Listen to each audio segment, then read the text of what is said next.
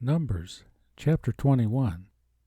And when King Arad the Canaanite, which dwelt in the south, heard tell that Israel came by the way of the spies, then he fought against Israel, and took some of them prisoners. And Israel vowed a vow unto the Lord, and said, If thou wilt indeed deliver this people into my hand, then I will utterly destroy their cities. And the Lord hearkened to the voice of Israel, and delivered up the Canaanites, and they utterly destroyed them and their cities, and he called the name of the place Hormah. And they journeyed from Mount Hor by the way of the Red Sea to compass the land of Edom. And the soul of the people was much discouraged because of the way. And the people spake against God and against Moses, Wherefore have ye brought us up out of Egypt to die in the wilderness? For there is no bread, neither is there any water, and our soul loatheth this light bread. And the Lord sent fiery serpents among the people, and they bit the people, and much people of Israel died. Therefore the people came to Moses, and said, We have sinned, for we have spoken against the Lord, and against thee. Pray unto the Lord that he take away the serpents from us. And Moses prayed for the people. And the Lord said unto Moses, Make thee a fiery serpent, and set it upon a pole. And it shall come to pass that every one that is bitten, when he looketh upon it, shall live. And Moses made a serpent of brass, and put it upon a pole. And it came to pass, that if a serpent had bitten any man, when he beheld the serpent of brass, he lived. And the children of Israel set forward, and pitched in Oboth.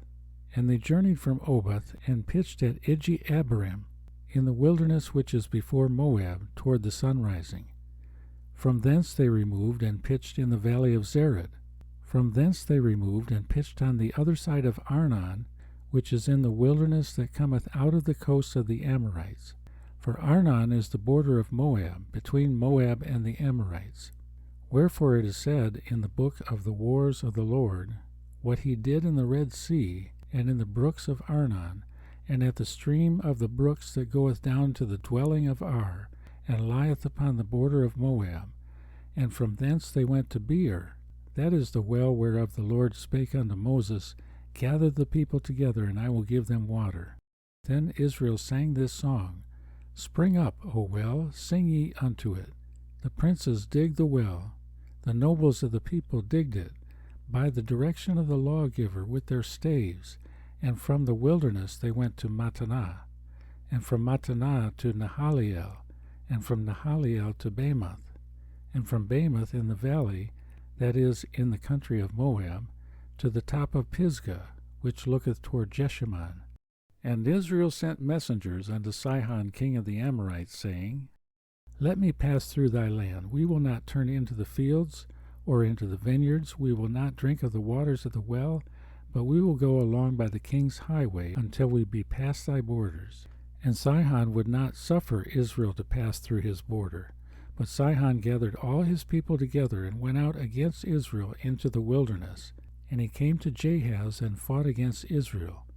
And Israel smote him with the edge of the sword, and possessed his land from Arnon unto Jabbok, even unto the children of Ammon, for the border of the children of Ammon was strong.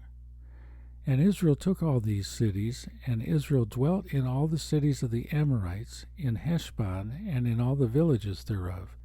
For Heshbon was the city of Sihon the king of the Amorites, who had fought against the former king of Moab, and taken all his land out of his hand, even unto Arnon.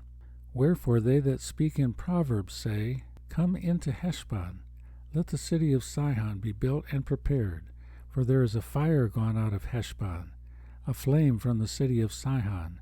It hath consumed Ar of Moab, and the lords of the high places of Arnon.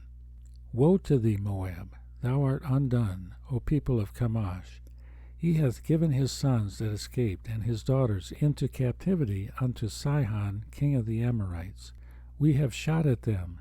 Heshbon is perished even unto Dibon, and we have laid them waste even unto Nophah, which reacheth unto Medeba.